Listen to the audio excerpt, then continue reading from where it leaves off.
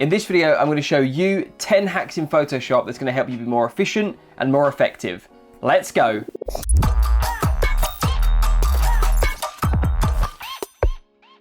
So before we get started, if you're looking for more tips, tricks, hacks, tutorials, and other design inspiration videos, then make sure you click that subscribe button, and also don't forget to hit that notification bell to get notified every time that I post a new video. So here they are, 10 hacks that I've learned over the years in Photoshop, and hopefully they're going to help you also be more efficient and more effective.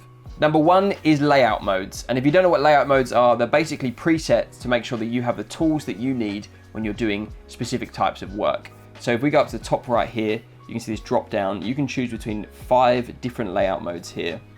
Most of the time you'll start in Essentials, and this will give you some of the very basic tools. But what I use all the time for my designs is Graphic and Web. And what that does is it brings the character, the paragraph settings, all of those things up front, and also prioritizes the toolbar on the left to make sure it has graphic focused tools. So that's a really handy thing. If you're a graphic designer, make sure you're set on graphics and web design. That's going to help you just get to the tools you need really quickly. So number 2 is changing your brush settings really quickly, and you can do that by first pushing B on the keyboard. That's going to bring up the brush tool, and then now while you're working with the brush, what you can do is right click and bring up the brush settings right where your cursor is. So you can adjust the size, hardness, and the type of brush you're using, and then get back to work. So this is a really easy way of just quickly switching between settings. And that brings me on to my 3rd tip. So number 3, if you're looking for an even quicker way to change your brush sizes, you can do this on the fly using the bracket or parentheses keys on your keyboard.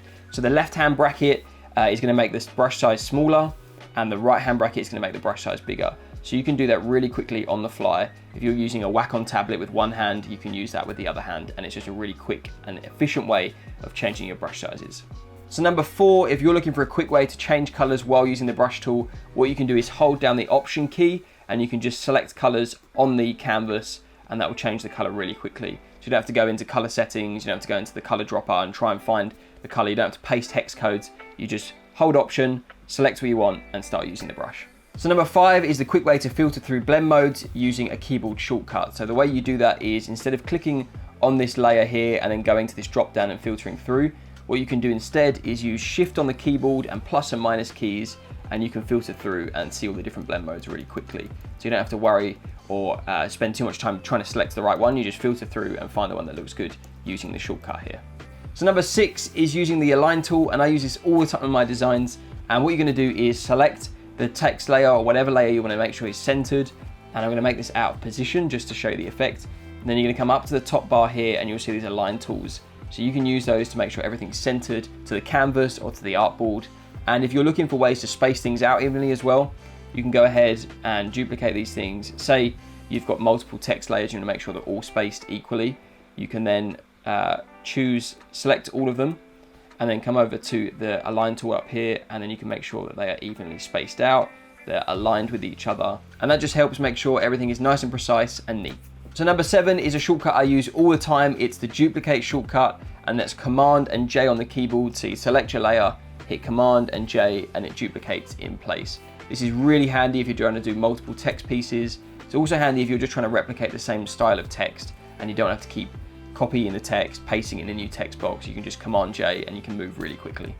Number 8 is the easiest way to zoom in and out on Photoshop, and this is using the keyboard shortcut Command and then using the minus or plus keys.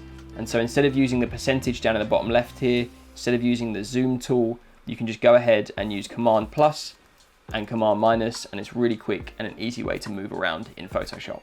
Number 9 is toggling full screen mode, and I'm sure you've all done this before. You've accidentally hit a key on the keyboard and suddenly the cross button has disappeared. You can't click out of the window anymore, and you've had to quit Photoshop because you didn't know what else to do. Well, what you've probably done is hit F on the keyboard, and this is the shortcut.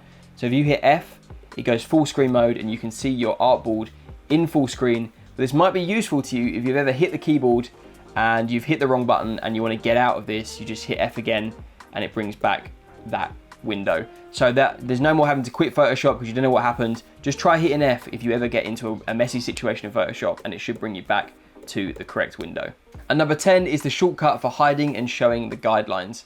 Now what you can do is bring in your guides just like this, dragging them from each ruler, make sure they're in the center. But then say you're trying to work on a design and you can't quite see past those guides, really easy way to hide them, Command and then use the semicolon, and that hides it. And then to bring it back, it's the same button again. So if you're trying to work quickly, look behind those guides, then use them to make sure everything's aligned. Just toggle that on and off. Another really easy shortcut in Photoshop. So there we have it, 10 hacks that you can use in Photoshop to be more efficient and more effective. Let me know in the comments if there's anything I've missed, and I'll make sure I'll add it to a list in the future. If you've enjoyed this video, then make sure you leave a like. It really does go a long way to helping this channel, and consider subscribing for plenty more videos like this to come. As always, thanks so much for watching, and I'll see you again soon.